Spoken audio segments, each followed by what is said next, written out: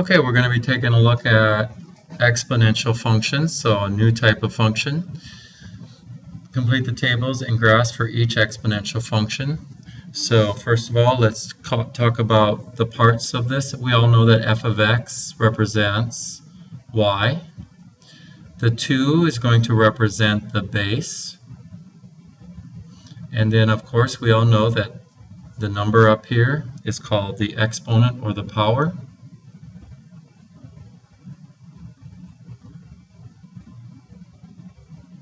Okay, so when the base is greater than 1, we have what's called a growth. The graph is increasing. And it's going to be increasing from negative infinity to positive infinity.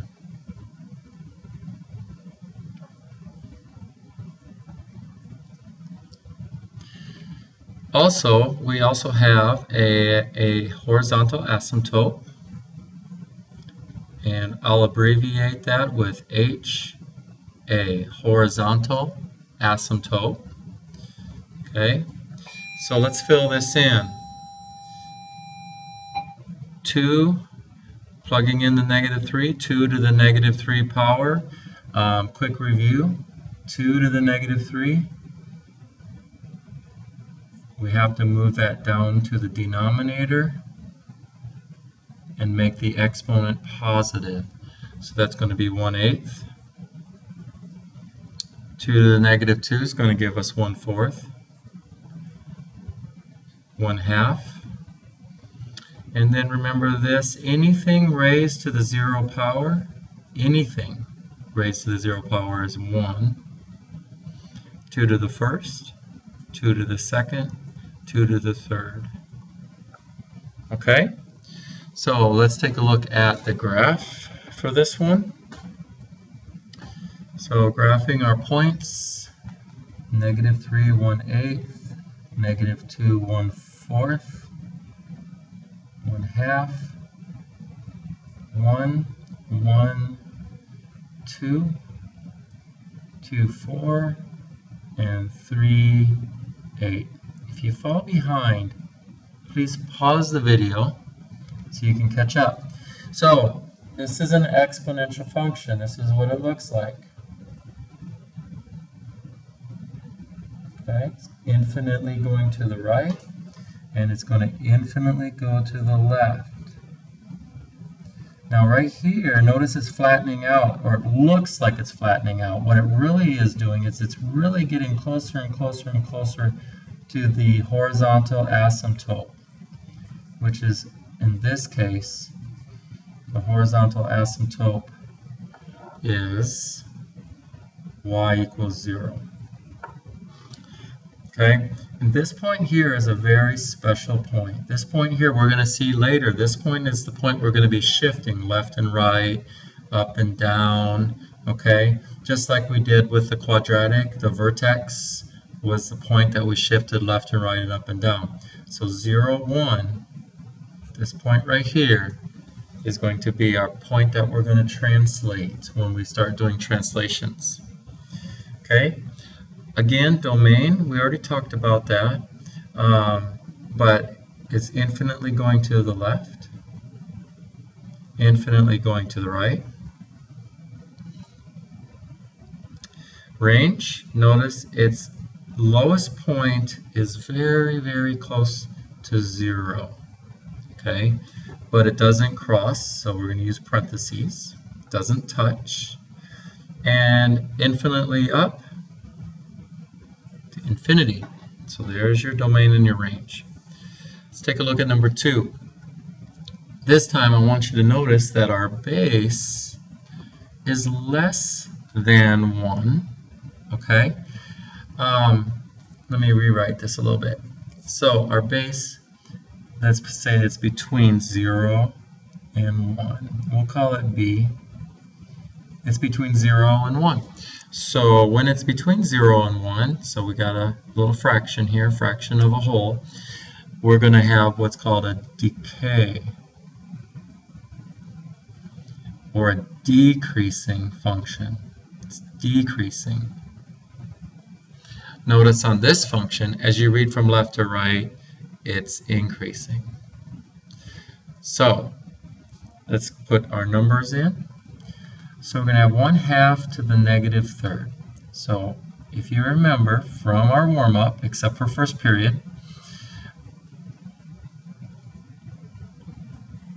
because we never got to it, that in order to get rid of a negative exponent, we're going to flip-flop, we're going to do the reciprocal of the fraction, and then raise it to the positive fraction. So 2 to the third is 8, 1 to the third is 1, 8 over 1 is 8. Okay, doing the same process for negative 2, we get 4, then we get 2, and then here 1/2. Always good to remind ourselves, anything to the 0 power is 1. Okay, 1/2, 1/4, 1/8. Okay, graphing these.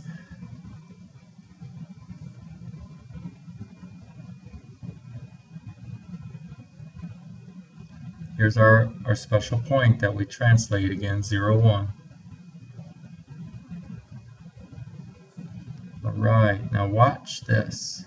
So, coming in from the left, notice it's decreasing.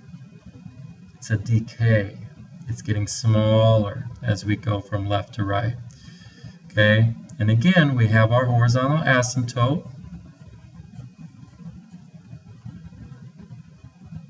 at y equals 0. Okay, and our domain is the same. For exponential functions, our domain will always be negative infinity to positive infinity. Infinitely to the left, infinitely to the right. Range, again, it's getting close to 0, but not touching it. And it's going up infinitely. And let's fill these back in. We said that this one was what? Increasing. And then this one was what? Decreasing. Okay? So it says, what is the end behavior of these functions? So you're going to fill in these two blanks and these two blanks. And we'll go ahead and do one of them. So as x approaches infinity, okay? So is that left or right? That's the right side, okay? F of x is approaching, what do you think? That's right, infinity. Okay, on the left side, as x approaches negative infinity, okay, f of x is approaching, it's approaching 0. It's approaching our asymptote, which is 0.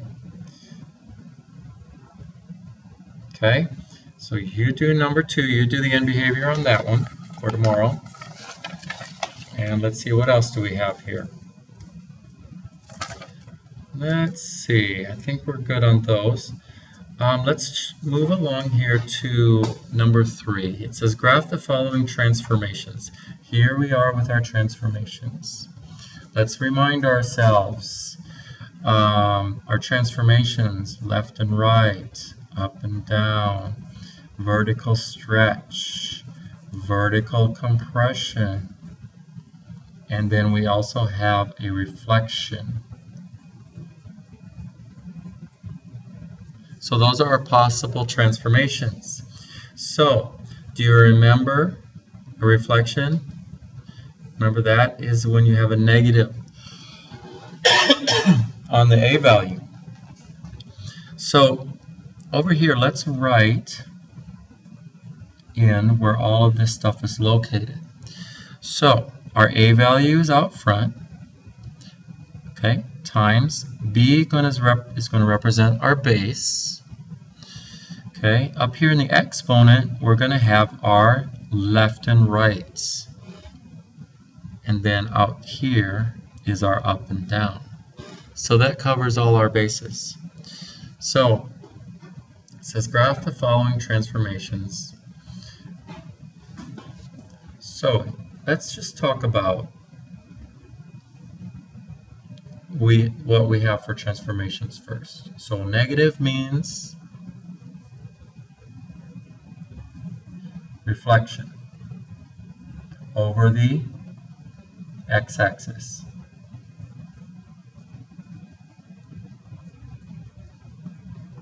Okay, x minus 2 is going to be 2 units to the, and yes, it's similar to quadratic. It's going to always be the opposite. So 2 units to the right.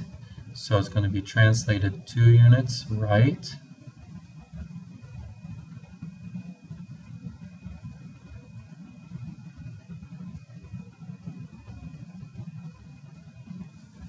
Okay. Now, since it's a reflection, it's going to be flipped down. Okay. And notice that our b, our base, is greater than 1. So remember how on our parent it kind of looked like this. Our parent looked like that, and so it's going to be flipped below that. So it's kind of going to go look just similar to, it's going to be going like this. Okay, so let's explore this a little bit further on number 3. So, without going too deep into this right now, let's apply these transformations and just sketch the graph. So remember our point, 0, 1. That point there is the one that we're going to translate 2 units to the right. So if I go 2 to the right, okay, and then I reflect it down, it's going to be at 2, negative 1. So if that reflects over the x-axis and goes over 2 units to the right, so we're going to have something that's going to kind of look like that. There's our horizontal asymptote. Okay, here's our domain. Here's our range. And our asymptote. Now our asymptote is going to be related to our k value.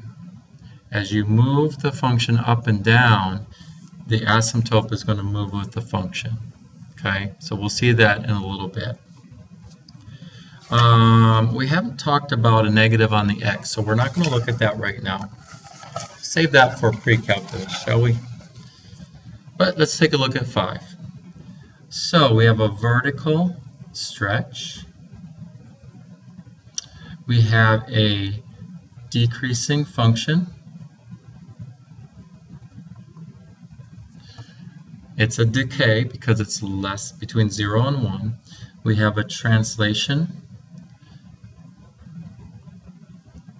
Translated 4 units to the left. And we have another translation of 2 units up. So if I go 2 units up, now watch what I'm going to draw here. I'm going to draw in my asymptote.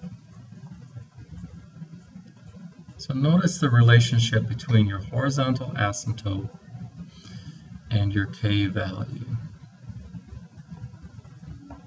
Very important. Very important. Okay.